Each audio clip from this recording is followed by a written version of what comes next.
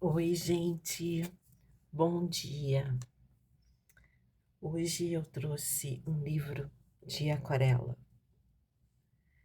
É um livro, assim, de introdução, bem básico, mas vale muito a pena, porque ele tem muito conteúdo. Bom, deixa eu me apresentar. Eu sou Isa Corner, do canal Isa Corner, e esse é mais um Mostrando Livros de Arte.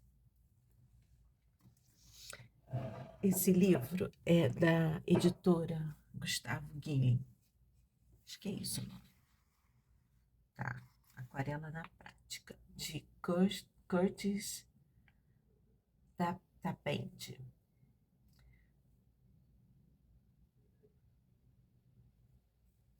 Ele é um professor universitário, tá? Design gráfico, e ele é inglês, né? Ele tem várias obras artísticas dele em galerias do Reino Unido.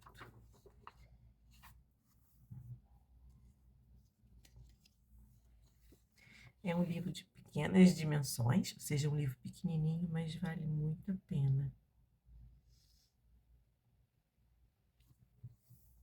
Tá, aqui nós temos o sumário, né, o índice. Então, primeiros passos, introdução às cores, trabalhar em ambientes fechados, trabalhar ao ar livre, desenhar edificações, movimento, cor, luz, esboços em qualquer lugar, aprender com os outros, desenvolver seu estilo próprio, usar a memória e a imaginação, o índice e os agradecimentos. Então, tem aqui os primeiros passos. Caderno de esboço, em aquarela.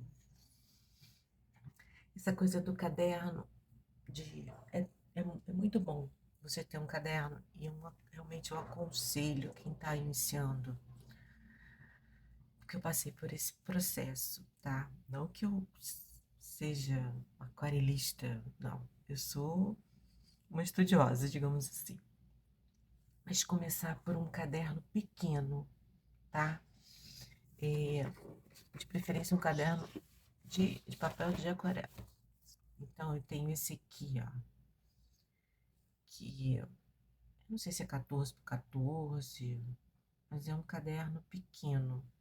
Procurar um tamanho A6 para começar. Ó. Esse caderninho que eu tenho aqui é o tamanho A6.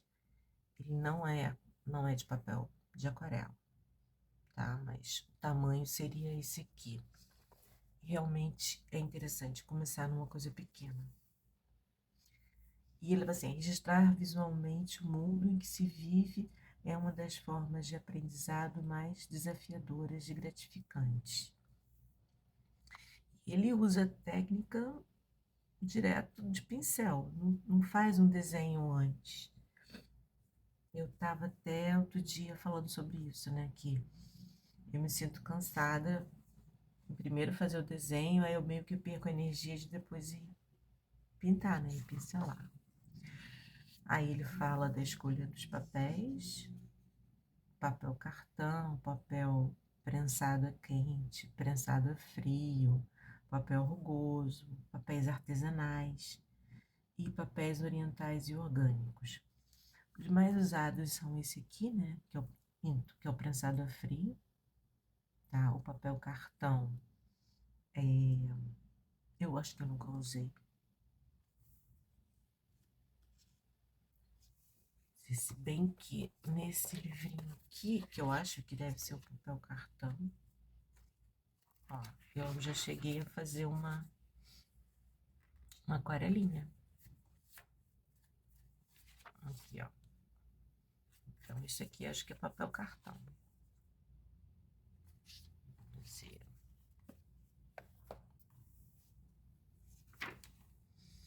Aí a escolha dos materiais. Ele usa materiais não só aquarela, né? Líquida ou pastilha, mas também o lápis aquarela, o nanquim. Aí ele também faz intervenções com pastel oleoso, canetas hidrográficas, guache. Aqui tá com intervenção em caneta hidrográfica. Os pincéis, aí ele vem falando dos pincéis redondos, vem falando do pincel chato grosso, tá? O pincel de leque, aquele pincel oriental de bambu, pincel oval. Aí vai falar sobre as aguadas, aguada simples em degradê, aguada mesclada em amarelo e azul, aguada de várias cores em molhado sobre molhado. Aí tem aquela técnica, né? Da aguada sobre seco, aguada de molhado sobre molhado, molhado sobre seco, traço e aguada.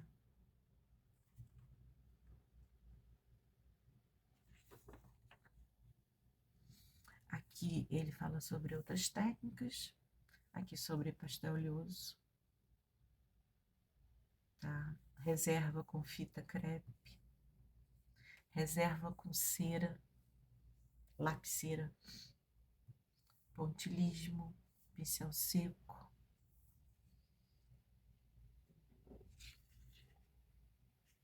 reserva com máscara líquida, contornos e desenhos a pincel. Tá, isso aqui é uma coisa que eu tenho que praticar. Aplicação de tons. Depois que você faz o desenho, aí você trabalhar o claro e escuro, né? A composição. Fala a questão dos planos, né? Composição centralizada, com espaço, acrescentando formas na paisagem, primeiro plano, dividir a composição, sobrepor. Aqui, ó, tem esse aqui tá sobre esse.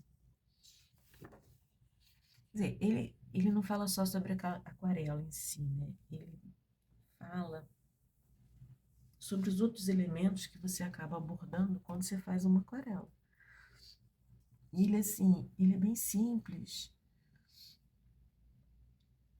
e dá uma visão geral, né? Vai falar agora sobre as cores básicas. Isso aqui é bom que já te dá uma introdução de uma paleta, né? Então, o vermelho de cádio, o roxo, o cílio alizarinho aqui, o amarelo de cádio, o limão, o verde esmeralda, o azul da Prússia, ultramar, siena queimado e o umbra queimado. Por sinal, essa paleta aqui é muito parecida com uma paletinha que eu criei no estojinho de viagem. Aí vai falar da mistura das cores, né? Como é que você consegue as novas cores, né? Aquela coisa de misturar, como é que eu consigo verde, amarelo com azul? Como é que eu consigo laranja, amarelo com vermelho? Como é que eu consigo roxo? É vermelho com azul. Então, ele faz aqui os exercícios. E manda, pratique sobre uma folha de papel em branco. Pinte livremente pares de cores primárias, de modo que se misturem e você possa descobrir a cor secundária que acaba de ser criada. Uma mistura de cores. Agora, uma coisa, aqui eu tô vendo o desenho, ou você trabalha com lápis, né, com grafite mais visível, né, ou então você trabalha com canetas de nanquim, para quando você passar a aquarela, ele não borrar. Não pode ser caneta à base de água. Cores complementares. Isso é uma coisa que você tem que tomar muito cuidado. Quando você vai usar a caneta, ver se ela é à base de água ou não. Ou se é nanquim. Esse aqui, as cores complementares fazem umas composições que não tem tanta vibração, a cor não tem tanta luz. Uma coisa mais esmaecida. Eles, sim, tem muitas aquarelistas que chamam de cores sujinhas. Esse aqui, por sinal, tá um abstrato muito interessante. As cores de impacto, né? Que são as cores vivas.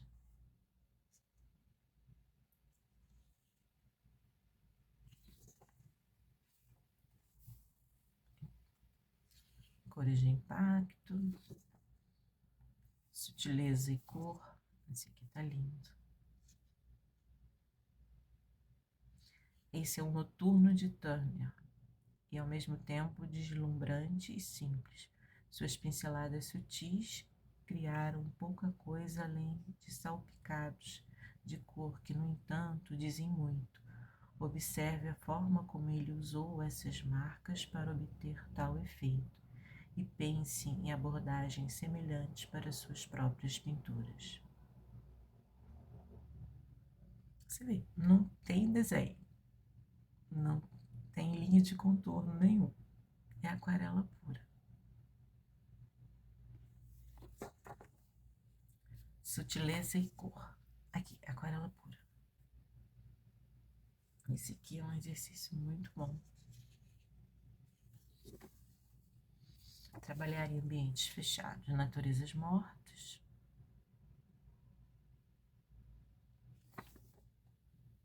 Objetos familiares. Esse prato aqui tá muito legal.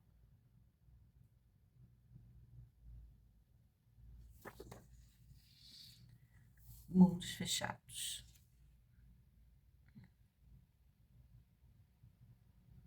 Esse aqui eu não sei se teve um desenho antes, acho que sim, depois ele veio pintando. O uso, eu não sei o nome disso, desse quadradinho para você, quando você quer observar uma coisa que tem muitas, né, uma imagem que tem muita coisa, você quer se prender né, só um pedaço daquela imagem, tá? Aí você usa esse quadradinho que tem um nome, mas eu não consigo me lembrar agora. Aí mundos fechados, quartos, olhar para fora das quatro paredes, janelas. Isso é muito legal. Janela é muito legal de você fazer. Pintando sob a luz artificial. Isso também é uma outra coisa. A luz artificial e luz natural. Trabalhar ao ar livre. Isso aqui para mim é o mais desafiador. Esboços em locação. Olha, esse aqui tá maravilhoso. Trabalhar com a luz do sol. Aí ele tá assim, pratique. Ele dá uns exercíciozinhos para você fazer. Trabalhar com a luz do sol. Esse aqui tá ótimo. Trabalhar com nuvens.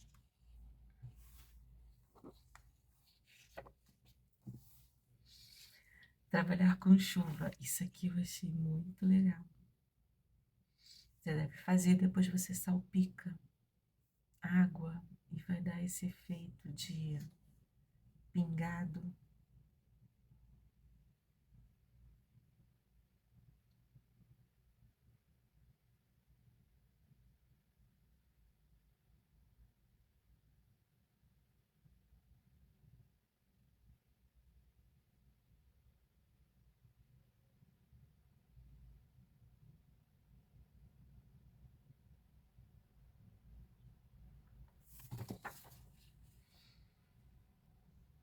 Edição e seleção de informações. Isso aqui é interessante. Dica: nunca deixe de fazer esta pergunta simples. O que estou tentando dizer e qual seria a melhor maneira de dizer isso? Só coloque em uma pintura as informações necessárias para descrever com simplicidade essa resposta. Bom, filmes ou livros empregam esse princípio fundamental. Lembre-se, na dúvida, melhor não. É tarefa do artista dirigir o olhar com controle para o lugar desejado. Uma boa orientação para editar é ter ideia do que você quer pintar e a partir de qual posição, mas quando do tema deve ser incluído. Deixe de fora parte de um edifício ou de um carro pode direcionar o espectador para o local mais importante. Um espaço vazio em branco é um recurso eficaz que permite que o olho se desloque até uma parte mais relevante da composição. A forma de vinheta criada por esse espaço não preenchido destaca sutilmente os elementos principais e confere um visual mais interessante à pintura como um todo. Isso é uma coisa que um professor meu falava. Os espaços em brancos também fazem parte da pintura, que às vezes você pinta e não tem... Ele fala assim, os espaços em branco são a respiração da pintura. Quer dizer, pensar que a necessidade, né, dos espaços em branco na pintura, tá? Não é preencher, você vê aqui, não é preencher até o final da linha, tudo de azul, tudo. E a gente tem, né, esse hábito que a gente tem desde criança de preencher a forma toda. Aí fica aquilo tudo homogêneo, empastado, tudo igual. Usar fotografias como referência. Isso aí é o básico. Desenhar edificações, isso também é gostoso. Fazer casinha. Posicionar os elementos principais. Isso aqui é Amsterdã.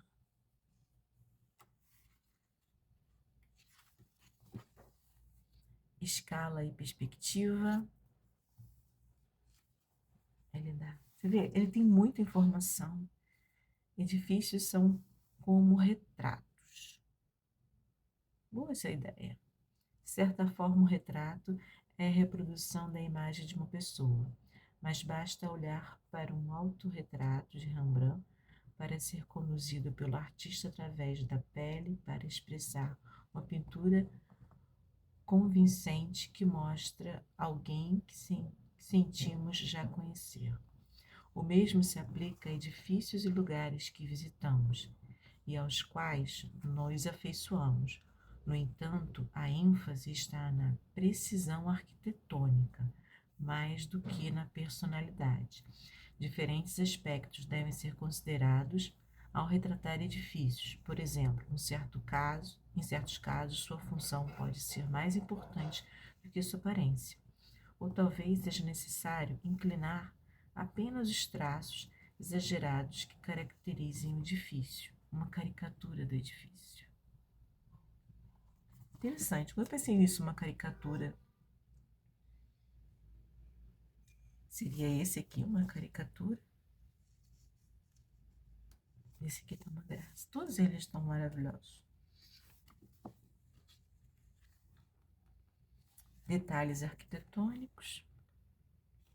Nossa, está muito bom. Nesse aqui também. O movimento.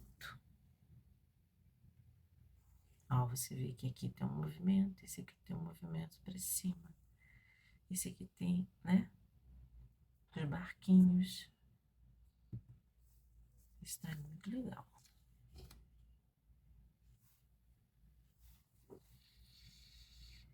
Alvos móveis. Subindo e descendo escadas. Animais. Retratos. estudos sequenciais.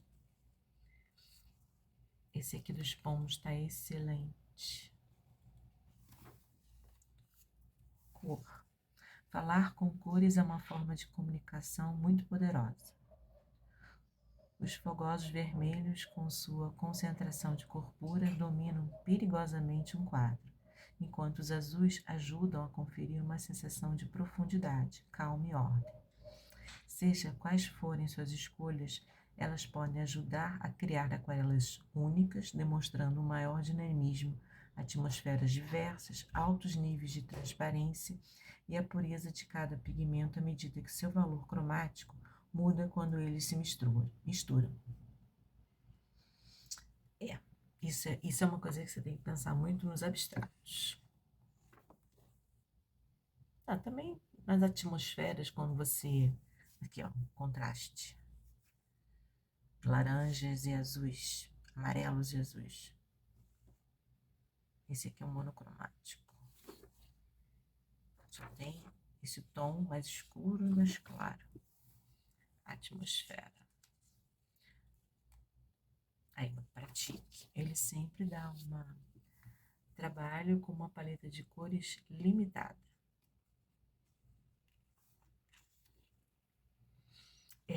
Isso é uma dica. Tem umas regras, né, de você fazer o tamanho do papel, o tamanho do pincel, limitar o tempo, limitar o tamanho do papel, limitar o número de cores. Isso tudo faz com que você, quem está no início, não perca o entusiasmo, entendeu? E não perca também o foco. Porque quando você tem um papel muito grande, muito tempo, o tempo também te dá se limitar o tempo para fazer aquarela, parece meio estressante. Mas é um aprendizado, um exercício, tá? E olha que essa composição tem bastante coisa. Tem o primeiro plano, tem o segundo plano, tem o terceiro plano, tem o quarto plano, tem esse elemento central, mas também a aquarela é uma técnica também da rapidez. É muito difícil você fazer uma coisa muito lenta, entendeu? Ficar, fazendo, pincelando de cima, não. É uma pincelada, entendeu? É uma coisa bem assim, rápida.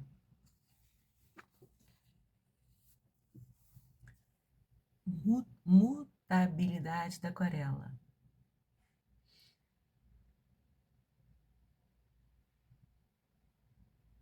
Ela fala: apenas a aquarela possui a extraordinária propriedade da mutabilidade.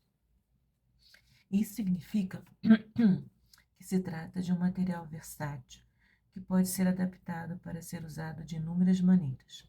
Ela pode ser transparente, permitindo que as aguadas anteriores fiquem à mostra, mas pode também ser misturada com guache para tornar-se totalmente opaca.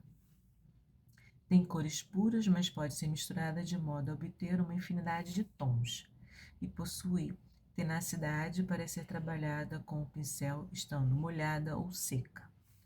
Quando usada sobre suporte de textura diferentes, ela sempre valoriza a textura e se combina muito bem com outros materiais. Por fim, de todas as técnicas úmidas coloridas, a aquarela é a que oferece maior facilidade de uso e transporte, o que faz dela a escolha natural para esboços por milhões de pessoas. Luz. Pintar contra a luz. Esse aqui tá muito bom. Aí pratique. Quando a luz do sol estiver entrando por uma janela, experimente o contre-jour, usando o peitoril e a esquadria como um visor para seu desenho. Posicione objetos com formatos interessantes perto da janela, e observe o efeito de halo. Sobreponha veladuras suaves de cor, com cuidado para manter a sutileza nas sombras e permitir que, que a brancura do papel nu ofereça o máximo de contraste. Isso aqui.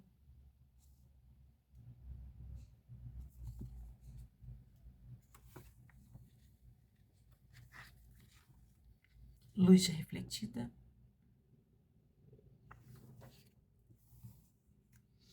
Mudança de luz. Luz e transparência. Esboços em qualquer lugar. Esse aqui parece um monte de manchas, né? Mas depois que você olha assim ao longe, você vê as cabecinhas e o contorno do dorso das pessoas. Esboço de férias. Esboço é uma coisa que é rapidinho, né? Caderno de esboço do viajante.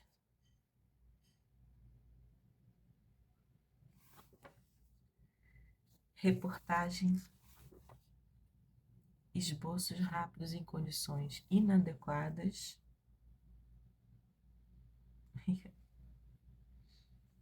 Andando pela...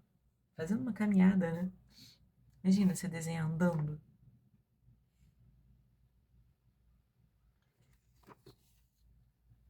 Aprender com os outros. Não há nada de verdadeiramente original sob o sol, uma vez que todos nós fomos condicionados pelas circunstâncias, sofremos a influência dos mais velhos e aprendemos com as civilizações antigas. Na pintura também somos influenciados pelos que vemos, tanto no mundo real como nos mundos subjetivos das obras de outros artistas. Admiramos a arte criada por outras pessoas e contemplamos essas imagens na esperança de um dia vermos uma qualidade semelhante em uma de nossas próprias criações. Isso é verdade, pura verdade.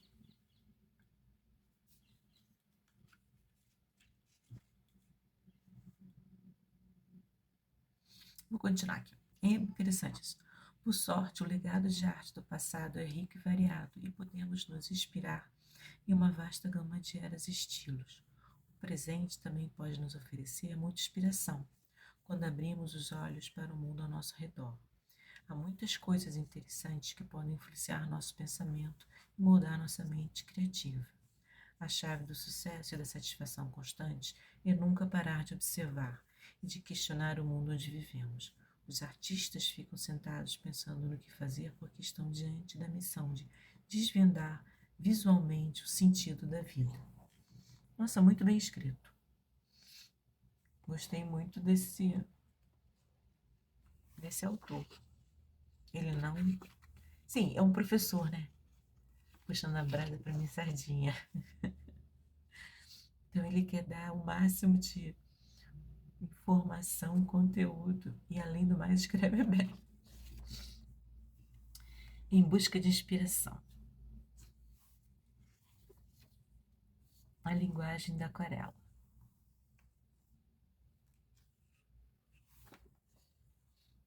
Continua. A linguagem da aquarela. Ah, isso aqui é ótimo. O telefone toca e durante a conversa... mas isso é na época que você... Hoje em dia, você com celular, você não tem o telefone de base, segura de uma mão.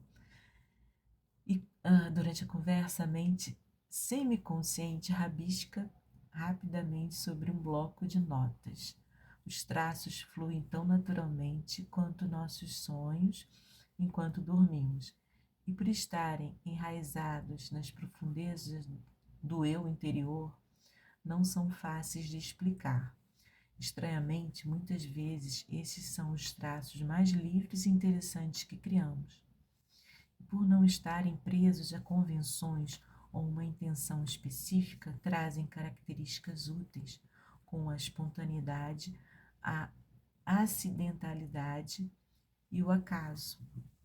Agora, os rabiscos podem ser adotados e expressos através de cores de sua paleta. Esses novos traços certamente irão alterar o visual de suas criações futuras, sem prejudicar seu aspecto geral reconhecível. A inclinação natural à repetição pode até levar você a explorar a criação de padrões. Que é isso aqui.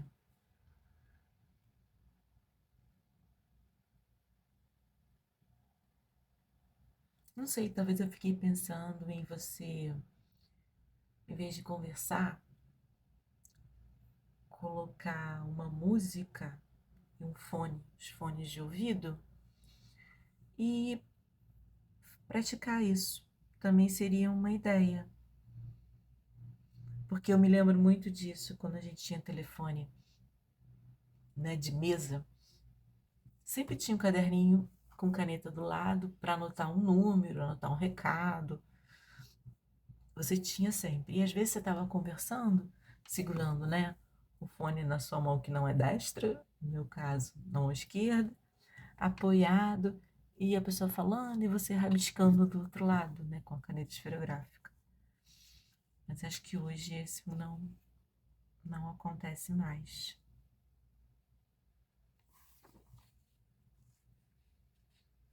Desenvolver seu estilo próprio.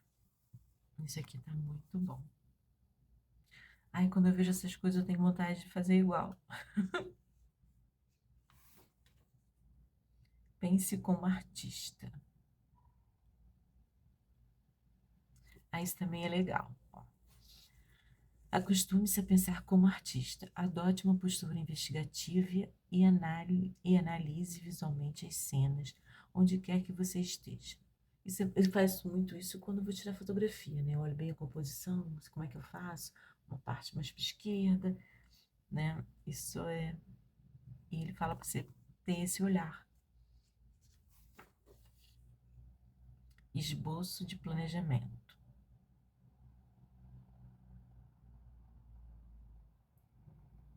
Ah, isso também é interessante. A gente acha que quando você faz aquela pintura e mostra, você fez de primeira, mas não é verdade. Às vezes você fez várias, tá? Isso aqui é um esboço de planejamento, mas você tem que fazer um planejamento antes de tudo. Do o papel que você vai usar, se é um papel mais liso ou se é um papel já rugoso. Você tem que fazer a sua paleta de cores, quais são as cores que você vai usar. Antes disso, você tem que ver qual é o seu tema, ou seja, o que que você vai pintar. Ah, são florais. Ah, é uma paisagem. Ah, é um urbano. Ah, é um abstrato. Então, existe uma preparação, tá? Do que você pretende fazer. Ah, ainda tem a questão da não só fazer, mas a mensagem que você quer transmitir, né, com o seu trabalho.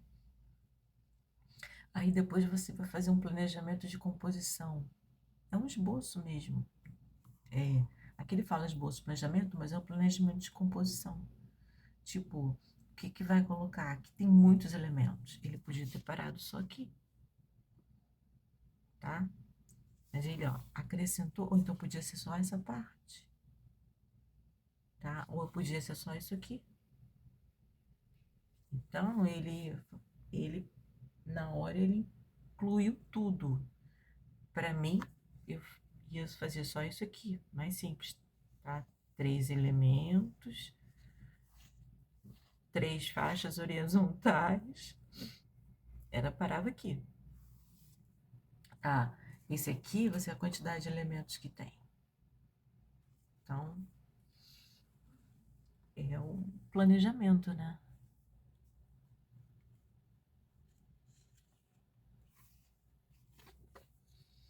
Use o caderno de esboço para colocar suas ideias em prática. Aqui é aquela coisa que eu falei, ó. Equilíbrio uniforme carece de impacto. É os pesos e medidas, não é peso de um lado, peso de um lado. Aqui você já tem um grande peso aqui, direciona seu olhar direto para cá, você não vê o gato, tá? Aqui você Você destacou o gato, porque eu tenho o corpo do gato aqui. Então, é isso. Você tem que pensar na hora que você vai montar a composição, com os pesos, porque não tem só o peso da forma, depois tem o peso das cores, que ele só falou o peso da forma. As cores direcionam o seu olhar. Tudo direciona. O tamanho da forma, o estilo da composição, essa aqui, os pesos, se for uma composição triangular. Então, assim, na hora de você criar, você tem que já ter alguns conceitos impregnados em você, como se seu olhar já tivesse, já reconhecesse, entendeu? Já tivesse essa informação no seu cérebro. Acho que é mais ou menos isso. Isso é estudo, não tem outra coisa. Usar a memória e a imaginação. É experimentar com aquarela. Essa coisa de você usar a memória e transferir para o papel é um exercício também que no início parece muito difícil, mas é bom assim, se você for uma pessoa que lembra de sonho,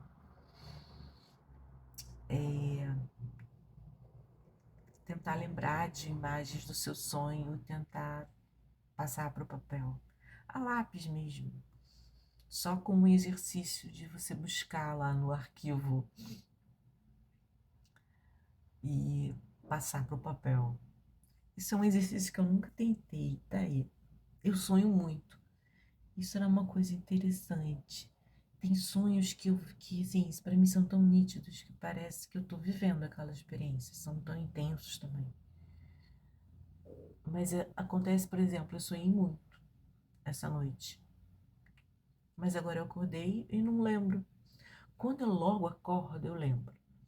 Mas agora que eu já levantei, já fiz outras coisas,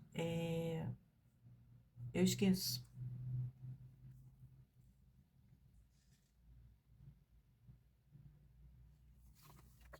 Mas é uma coisa a se pensar de tentar desenhar. A gente fica falando assim, ai, não sei o que eu vou desenhar, não tem inspiração.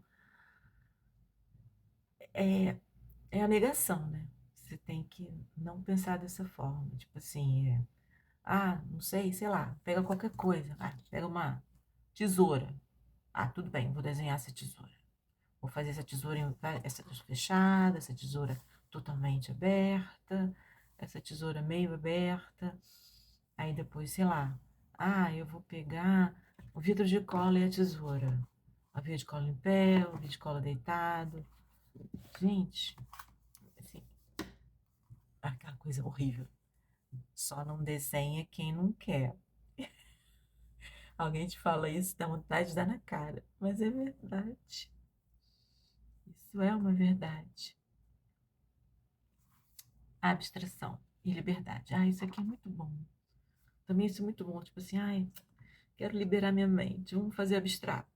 Só mancha, cor, água. É bem bom. E acabou. Viu? O livro acaba, assim, uma hora para outra. Você pensa que vai ter mais de tão bom que é. Acho que eu vou procurar mais coisas desse autor, mesmo que seja em inglês, porque é muito bom. Fiquei impressionada. Olha, vale a pena. É uma dica. E melhor de tudo, é em português. Isso realmente é um achado, ó. Ser em português. Então, gente, esse foi mais um mostrando livros de arte do canal Isa Corner. Espero que vocês tenham gostado. Se gostou, deixe o like. Se inscreva! Vamos chegar a 100 inscritos para mim poder continuar trazendo, né? Saber que vocês estão gostando e trazer mais livros e mais atividades, tá? Porque o canal é de livros e de arte, ou seja, fazendo arte, mas hoje foi mostrando livros de arte. Obrigada!